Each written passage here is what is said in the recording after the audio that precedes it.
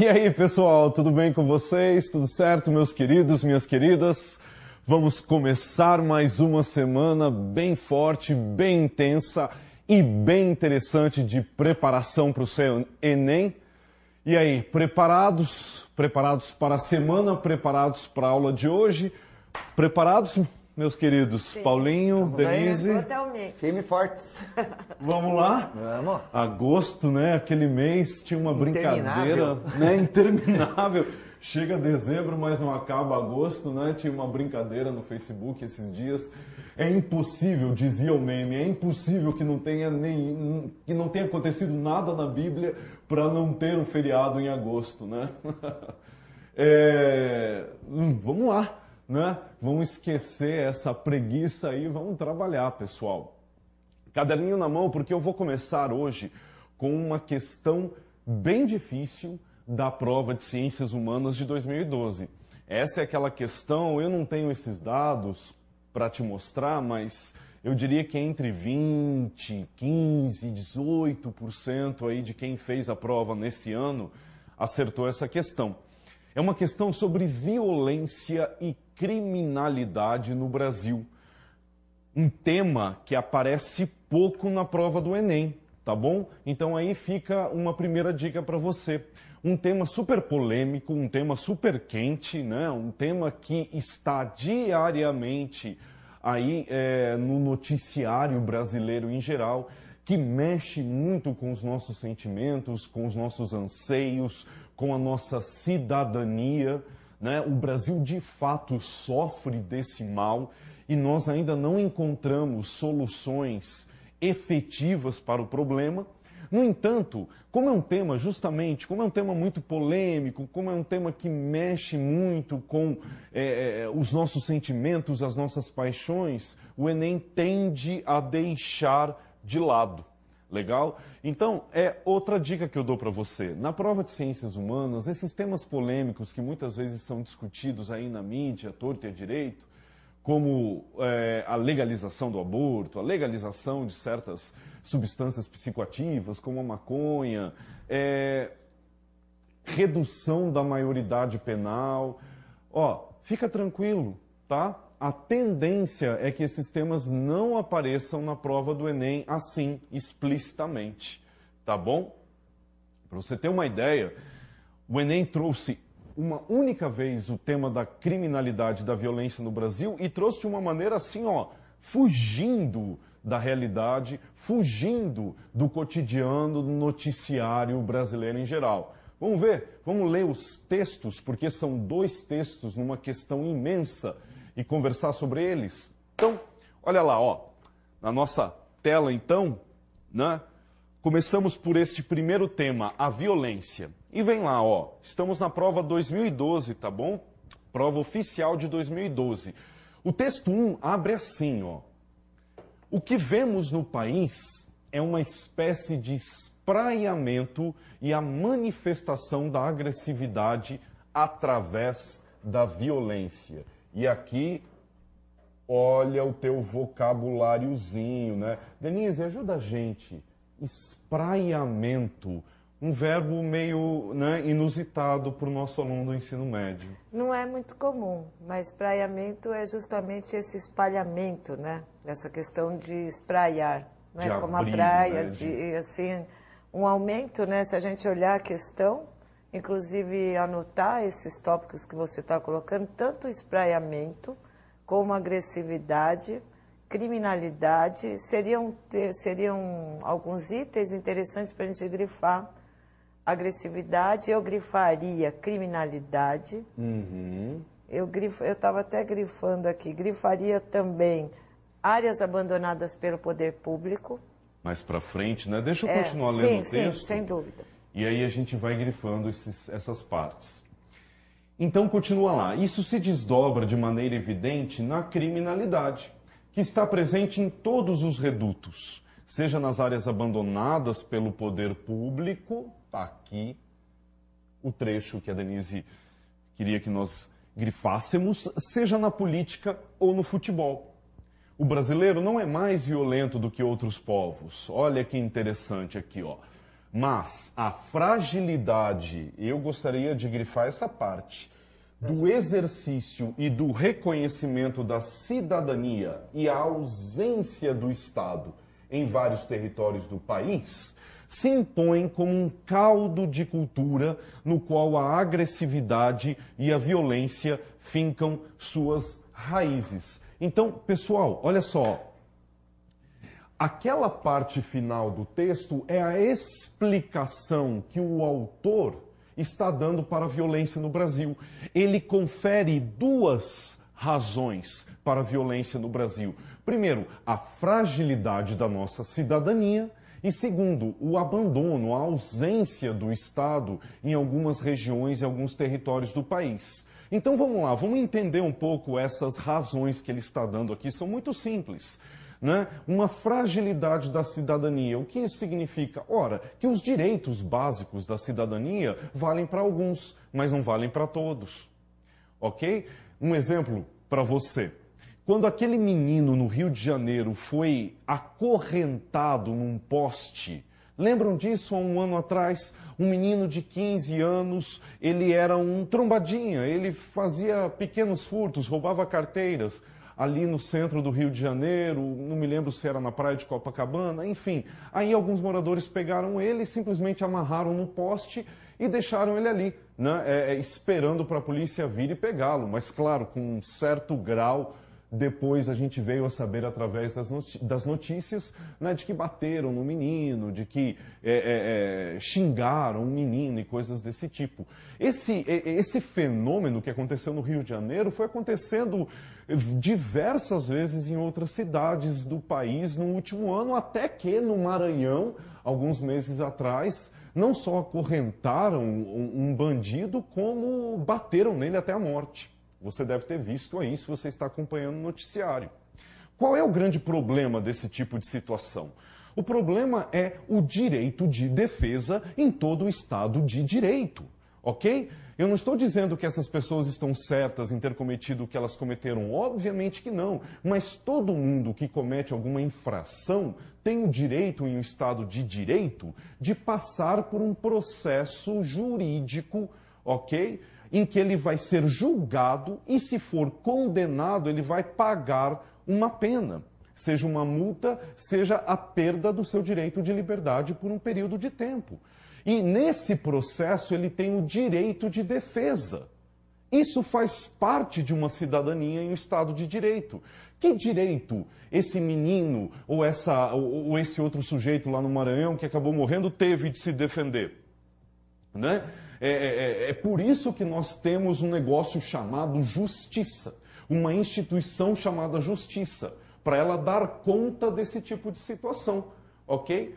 De crimes. Ah, mas você acha que a justiça no Brasil é falível? Você acha que a justiça no Brasil não está funcionando? Ora, então o seu dever como cidadão é lutar para que a justiça seja melhor e não para fazer a parte dela.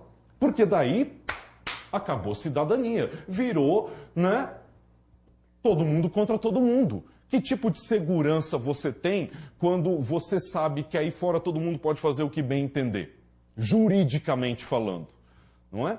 Então, isso é o que nós podemos chamar de fragilidade da cidadania no Brasil, dentre diversas outras circunstâncias que nós poderíamos assinalar para vocês aqui. Muito bem, qual é a outra razão que o texto dá? A ausência do Estado. Preciso falar alguma coisa? Vai lá para o Rio de Janeiro novamente, para aquelas ações de Estado que ficaram conhecidas como UPPs, ok? As Unidades de Polícia Pacificadora, nome bonito, vamos trazer a paz para os morros cariocas, para as favelas cariocas, para aquilo que eufemisticamente se chama de comunidades no Rio de Janeiro.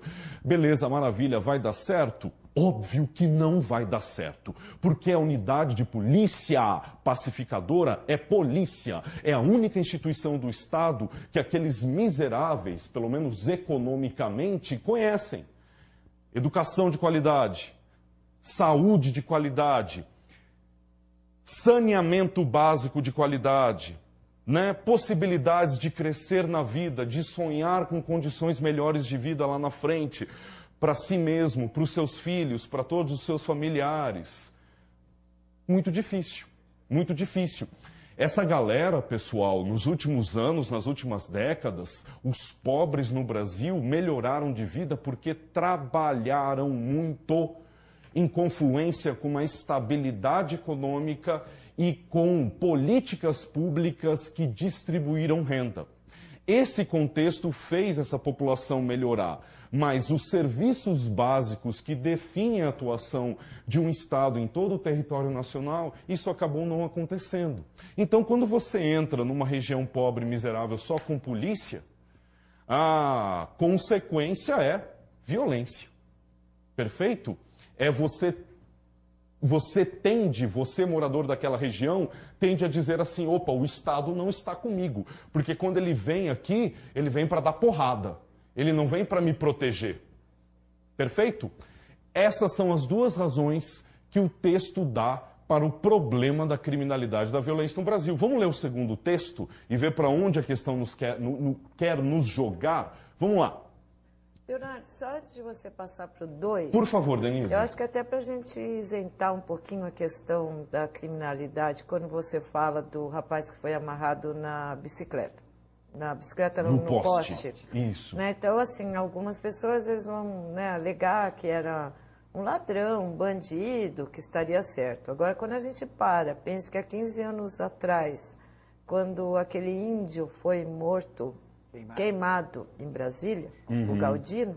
Então, a gente está mostrando uma outra visão isenta da questão da criminalidade, mas da violência banalizada por si só. Né? Então, eu acho assim, só para não ficar aquela coisa assim, não, é a comunidade, que você falou, eufemismo, né? Uma maneira de suavizar uma expressão.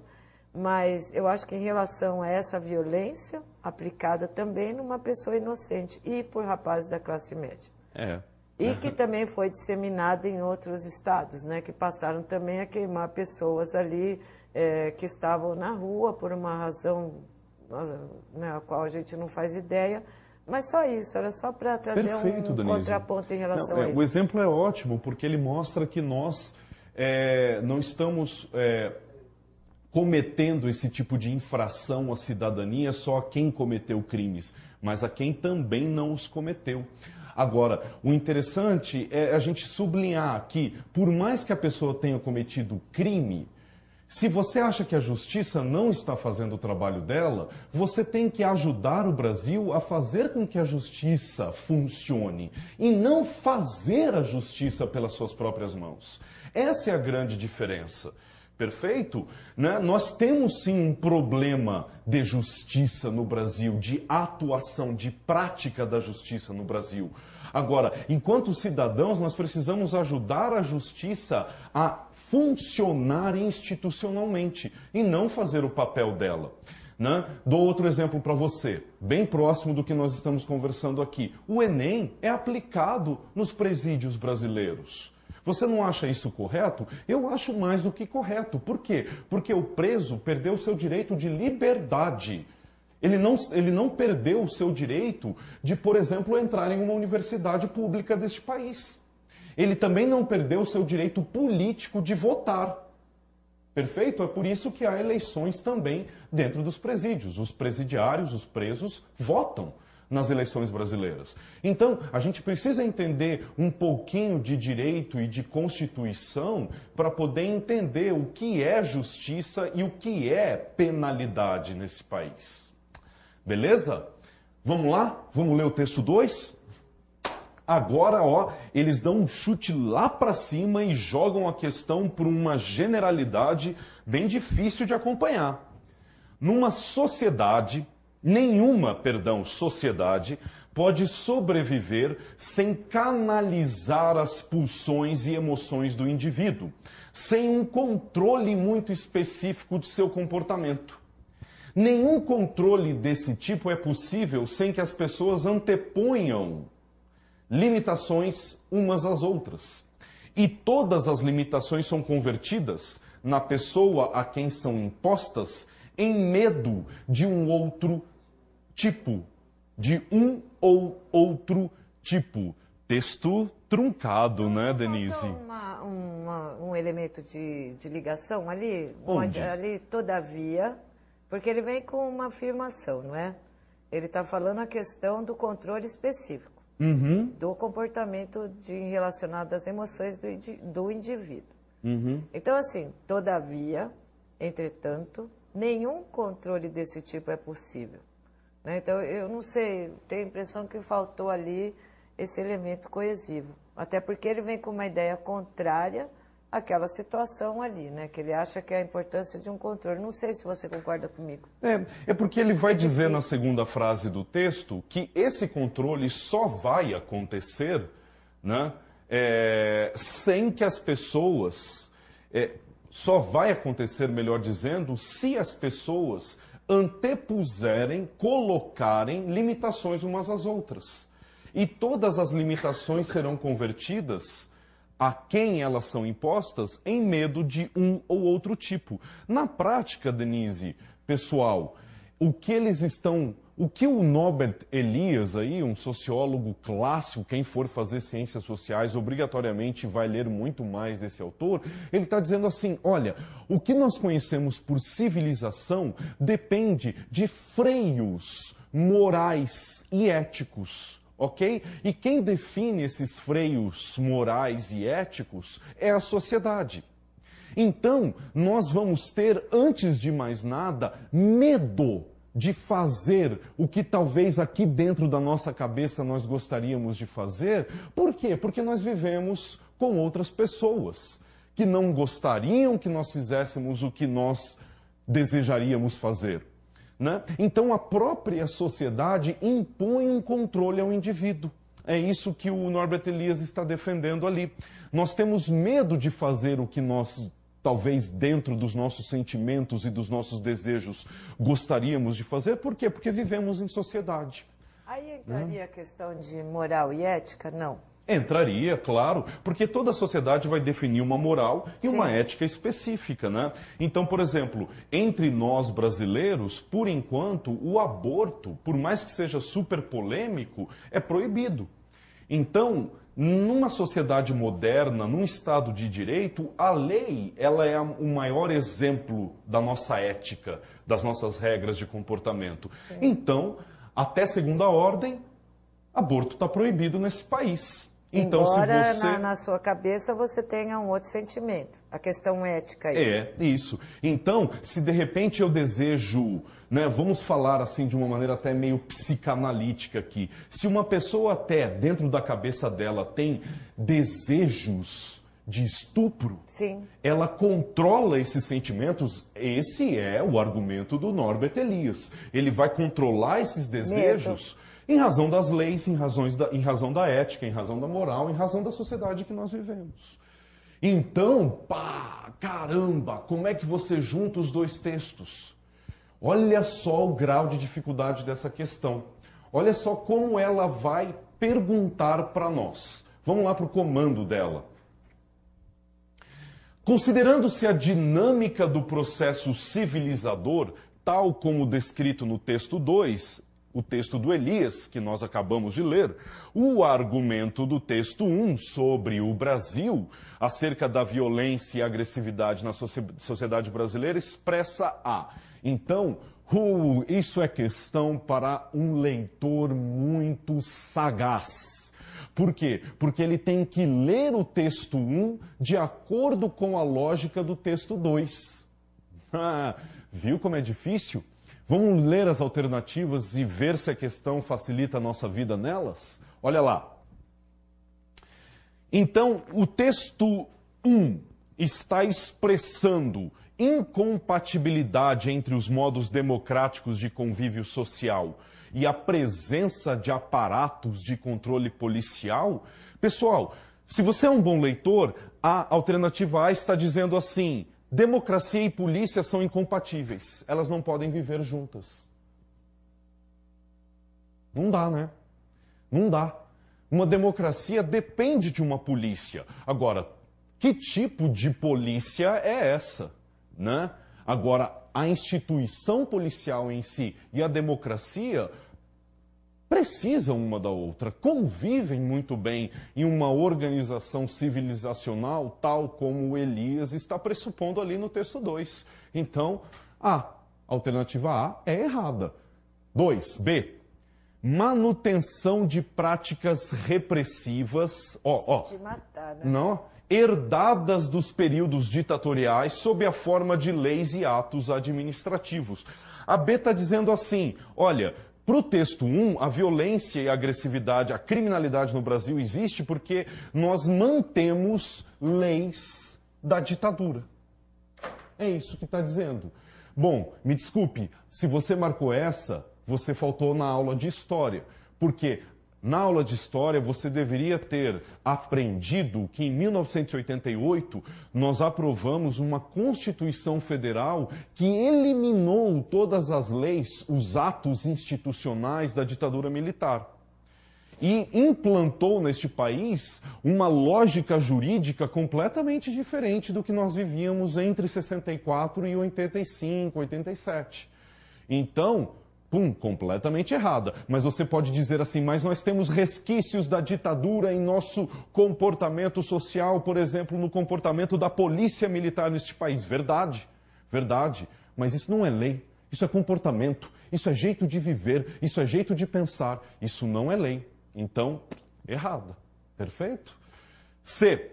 Inabilidade das forças militares em conter a violência decorrente das ondas migratórias nas grandes cidades brasileiras. Né? Onde que o texto 1 falou de migração? Então essa aí é a alternativa absurda, facinho de você ver o erro dela. D. Dificuldade histórica da sociedade brasileira em institucionalizar formas de controle social compatíveis com valores democráticos. Opa! Perfeito. Não é isso que o Elias está dizendo? Que a civilização depende de formas de controle social? Muito bem. Se nós vivemos em uma democracia, essas formas de controle social precisam ser compatíveis com valores democráticos. Por exemplo, nós não vamos amarrar pessoas em postes só porque elas cometeram crimes. Perfeito? Nós temos uma dificuldade histórica de fazer isso. Maravilha, maravilha. Aí me desculpe, porque esse tipo de questão me deixa, olha, completamente como cidadão ensandecido. Vou me controlar um pouco. Sabe qual é essa dificuldade histórica? Se você assistiu os noticiários de domingo, dia 16/8, agora, né? Há poucos dias atrás, depende de quando você está assistindo essa aula. Se você foi às ruas no dia 16/8, maravilha, você estava exercendo a sua democracia, a sua cidadania. Mas algumas pessoas foram para as ruas pedir a ditadura militar. Né? Aí nós temos um problema. Ou melhor dizendo, como essa dificuldade histórica se manifesta? Porque em 2015 há pessoas no Brasil pedindo o retorno da ditadura militar. Censura, tortura, morte, ok? Perseguição por ideologia política. Desculpa, mas se você pensa dessa maneira, você não é um democrata, você não é um cidadão. É muito importante que nós coloquemos esses direitos aqui também por razões pedagógicas, porque uma função do Enem, nós já dissemos isso várias vezes aqui, uma das funções do Enem é construir a cidadania nesse país, é lutar contra essa dificuldade histórica. Perfeito? Então, isso aí não faltou na aula de história também? Outro dia um aluno me perguntou assim, professor, para que a gente aprende história? E eu falei, para não repetirmos os mesmos erros do passado. Então, se você tem esse conhecimento em relação à ditadura militar e o que houve naquele período, a questão da censura, dificilmente você iria pedir para que isso retornasse. Né? Que você fosse, sofresse qualquer tipo de opressão se você manifestasse a sua ideologia, a sua forma de pensar. Então, eu também fiquei com muita raiva quando eu olhei nos noticiários algumas pessoas falando em volta da, né, queremos a ditadura, queremos os militares, eles são dos militares, né? Um absurdo. Então eu tenho a impressão que às vezes é falta de conhecimento mesmo, não sei. Porque assim, que fique claro, se manifestar contra o governo contra coisas que acontecem neste país, maravilha, você tem todo o direito.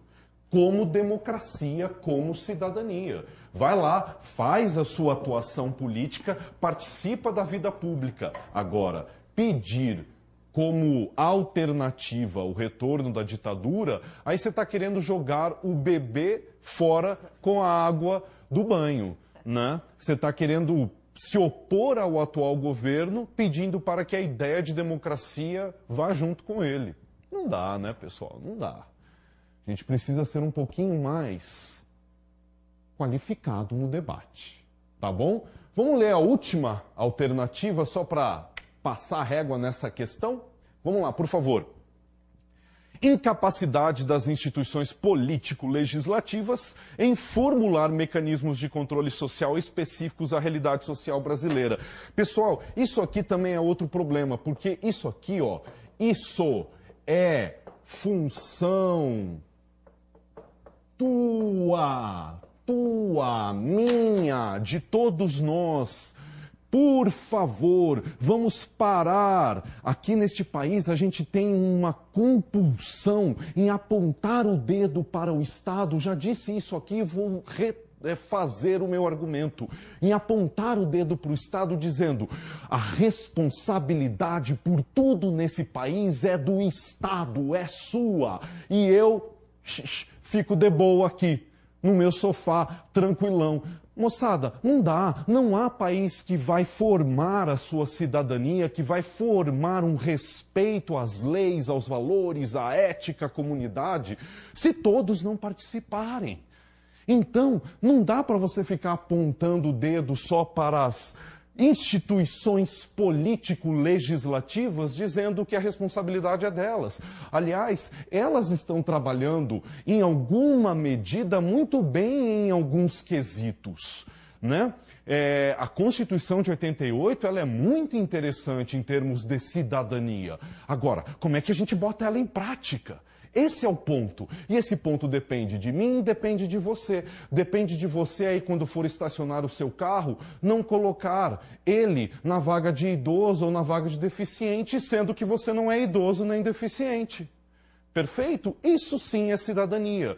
É você aí seguir as leis deste país. Você não gosta delas, então você luta para mudar as leis e não para agir contra elas. É só assim que a gente vai construir um país minimamente melhor do que o que é hoje, tá bom? É simples, mas é difícil. Tem que trabalhar.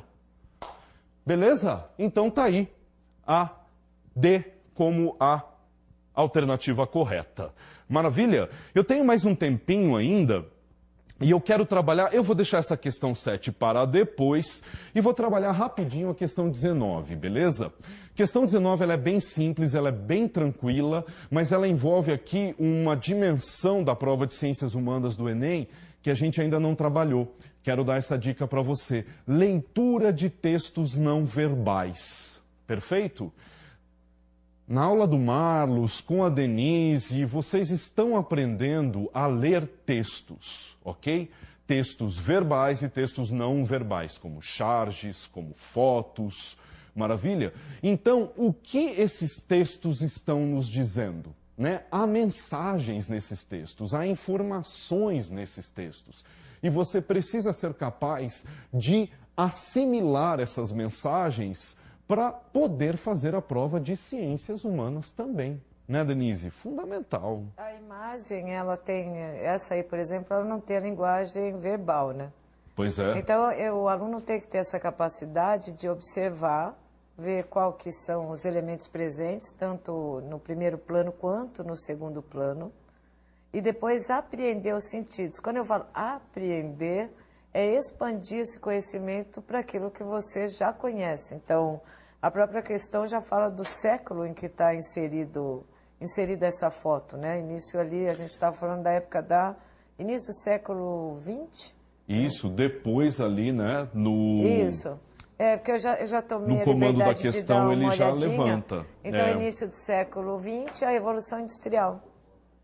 Perfeito, né? Ele está falando, Denise, lá do momento em que essa revolução industrial, aí ó, no momento em que essa revolução industrial estava chegando no Fordismo do século XX.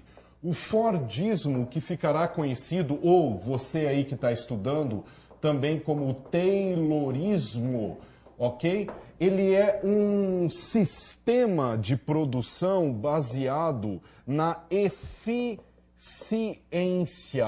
Anota aí, moçada, onde que ou em que essa eficiência se expressaria? Na linha de montagem. Então, a ideia da linha de montagem aqui que foi desenvolvida pelo Henry Ford, o idealizador da fábrica da Ford, né, da fábrica de carros Ford, a ideia dele é assim: eu não posso perder tempo, porque eu tenho muito para produzir, e quanto menos tempo eu perco, menos dinheiro eu perco. E se eu gasto menos na produção, eu posso vender o meu carro a um preço mais barato. E quanto mais barato eu vendo, mais pessoas compram. Essa é a lógica do capitalismo. E como é que ele conseguiu desenvolver essa lógica? Ele conseguiu fazer com que os trabalhadores perdessem pouco tempo e fossem muito eficientes no que eles estavam fazendo. O que ele fez, botou um do lado do outro, cada um fazia uma coisinha ali na montagem do carro, né? Um apertava uma porca, outro botava uma porta, e vinha o outro e parafusava a porta, e assim por diante. Então, ele agilizou o processo de fabricação do automóvel e, assim fazendo, ele estabeleceu um modo de produção para todo o capitalismo, baseado na perda de tempo e no aumento da produtividade, que gera, né, um barateamento do produto. Legal? Só que agora, Paulo, vamos lá, você olha para uma imagem dessa, nós somos professores e estávamos reclamando na nossa profissão aqui. Imagine você trabalhar desse jeito. Eu já trabalhei assim. Você já trabalhou assim numa fábrica, Paulo? Yes. Veja só. Não parece, né? Você prefere dar aulas ou você preferiria trabalhar numa fábrica dessa? Minha mãe sempre era fábrica de mecânica. Ela sempre falava assim: eu quero ver um dia você usando um outro jaleco, não um macacão sujo de graxa. Que legal! E você conseguiu, parabéns, Paulo. Não foi o branquinho que eu queria, né? Mas foi outro tipo de jaleco. Isso é o que nós chamamos de uma ascensão social. Em sociologia, a pessoa ela trabalhava ali no chão de fábrica com um salário que você deve imaginar baixo. Por quê? Porque a especialização, o conhecimento que você precisa para exercer esse tipo de profissão é muito baixo. Então paga-se pouco. Agora, à medida em que o Paulo batalhou, estudou, fez até mestrado, ele conseguiu elevar o preço da sua mão de obra. Opa, então agora é mais caro ter o Paulo como funcionário da minha fábrica, né? E as escolas muitas vezes parecem exatamente isso, uma fábrica de produção de seres humanos, né? Temos que tomar cuidado com esse tipo de escola. Mas aí, com o nosso preço da mão de obra mais interessante, isso é uma ascensão social, você aumentou sua renda. Então, se você olha para essa imagem aqui, você consegue observar uma série de informações que te permitiriam chegar aqui, ó, na resposta e estabelecer a C como alternativa correta. Perfeito? Exploração do trabalho repetitivo. Exploração é muito importante e repetição é muito importante. Duas palavras que determinam o trabalho no século XX. Para fechar rapidão a minha aula, fica aí duas dicas para você continuar os estudos dessa aula. Assistam esse belo, lindo, inteligentíssimo filme do Chaplin chamado Tempos Modernos, de 1936, em que ele brinca com a fábrica fordista, e leiam um dos clássicos da interpretação do Brasil, O Povo Brasileiro, do antropólogo, senador e idealizador da Universidade de Brasília, o Darcy Ribeiro, infelizmente já falecido. É uma bela leitura de introdução ao Brasil. Legal? Valeu, pessoal! Daqui a pouco o Paulo destrói a química com vocês. Até mais. Tchau, tchau.